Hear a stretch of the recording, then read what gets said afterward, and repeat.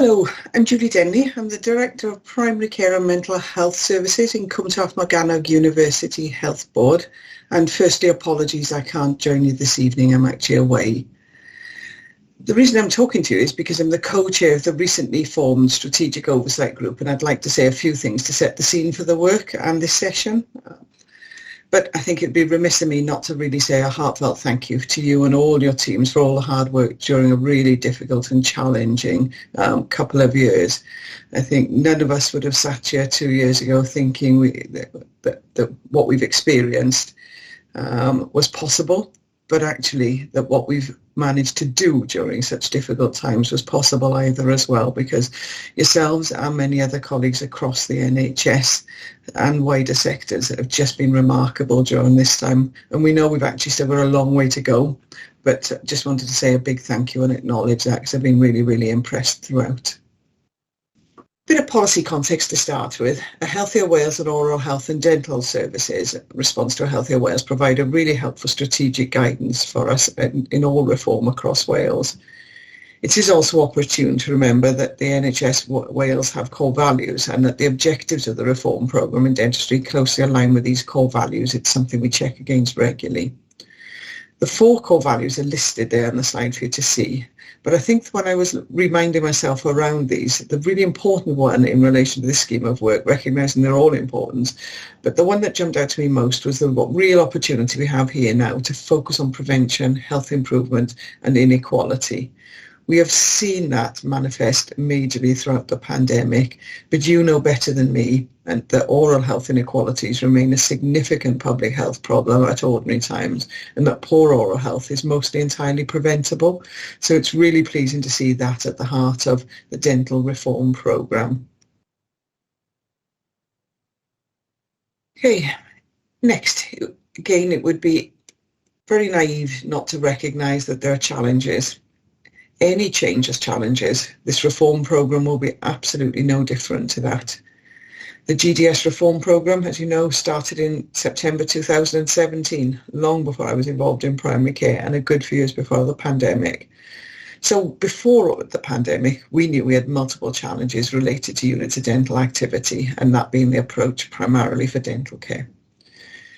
But to say what we will come up with as an alternative to UDAs is going to be perfect would be very, very naive. There will be major and complex challenges in creating a non-UDA system, and these will take time to work through, and where we start will not be where we end. It will evolve and evolve as we learn. Some of that learning will be painful, some of it will actually take us to exactly the right place we need to be. So we just need to recognise that at the start and be slightly forgiving at times when it isn't perfect immediately. What we also need to recognise in the challenge is that any challenges we had and will have been made far worse and far more complex by the added impacts of the pandemic. We know dental access has been a subject that's been talked about a lot. We know access to dental health care for many of our patients was disrupted significantly, but critically as well, we also know the impact on you and your teams, and that we need to balance all of that while trying to move forward. For me, though, being positive, despite the complex challenges with the government's commitment to move away from the unit of dental activity system, we have a real opportunity, but a collective responsibility here to create a dental system that's underpinned by those NHS core values. But critically, that means a dental system that's focused on prevention, that's got access based on need right at its centre, and delivery of dental care in partnership with patients. I know many of you will have strived to have done that in previous systems, including UDAs, but that's really important that that remains core and central to what we're doing here now. What we also need to recognise, although not far off now, we have an opportunity to further move away from UDA systems through the restart of the GDS reform programme on the 1st of April 2022. That won't take us entirely where we need to go or want to go, but it is a real opportunity and will give us a big step forward.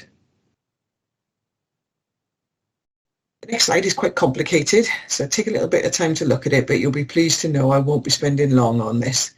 But it is important to see how the dental reform programme is a partnership programme that requires contributions from all the partner organisations and critically the dental profession. So this isn't something done to, it's done with.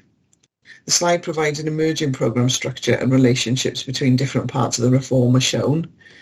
The recently formed Strategic Oversight Group that Alex Slade and I co-chair will be the platform for key partner organisations to work together to find solutions to the challenges we have in dentistry. As co-chairs, we represent Welsh Government and health boards, which are effectively the sponsors of the dental reform programme, but it currently has membership from wider colleagues in Welsh Government, Public Health Wales, health boards, Health Education Improvement Wales, NHS BSA, the Business Support Services Authority, and many of the major stakeholders in the dentistry world that you will recognise. We will also work to review the terms of reference and the membership on a regular basis. It's important so the terms of reference remain current to the programme of work we're trying to deliver. We will also be working closely with HEIW, and you will hear more from them later, because workforce training and planning is critical to successful delivery of reform. The British Dental Association are a member of the Primary Care Alignment Group that you see, and also Workstream 3, the Stakeholder Engagement Group, and they are central to the outputs of this work. I want to emphasise that the programme structure does not cover everything in dentistry. It's a massive agenda, far too vast an area of practice to do in one dental reform. So it is focused on a specific part. That doesn't mean to say other parts aren't important, but we can only focus on a certain amount at any given time and try and do that well. It's important that we mention, though, as well, that we'll have a new Chief Dental Officer starting with us soon, who I'm sure will be keen to engage on this agenda and will bring some views to the table as well. As well as those views, I'm sure they'll bring some system challenges for us all to think about, but that's the purpose of having that really important role nationally. I'm sure they'll be keen to hear of innovation projects, and what we don't want to see is innovation stops just because there's a dental reform programme on. Many of you have been involved in some innovations that have led to some of the pillars of the reform programme, and there will be many more innovations that will continue to shape how we go about this in the future, so keen to see those going on. I think the last point I really want to make on this is that communication in all directions is critical. The most complex part of any reform is communication and keeping people abreast, giving people the opportunity to feedback and shape the direction of travel around this. So we will continue to evaluate that regularly and take your feedback to see, are we communicating well, are we listening well enough, so that we make sure that this programme of work really informs future years of dental reform, and that this feels, again, that we've done this as a collective. Just goes to say thank you, enjoy the session, please participate actively, and if you don't get a chance to get a point across that you want to because time gets limited in these sessions, Sarah's details are there for you to feedback and touch base with outside of the event. So thank you very much for joining today, and I hope we get a lot out of the session.